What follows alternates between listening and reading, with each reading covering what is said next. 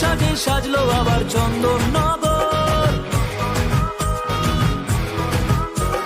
ঢাকের পিঠে পড়লো কাঠি খুশির প্রহর।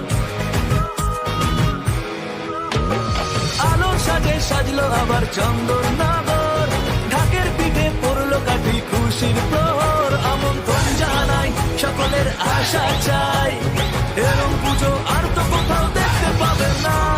সবার সেরা এই শহরের জগদ্ধাত্রী মা, সবার সেরা এই শহরের জগদ্ধাত্রী মা, সবার সেরা এই শহরের জগদ্ধাত্রী।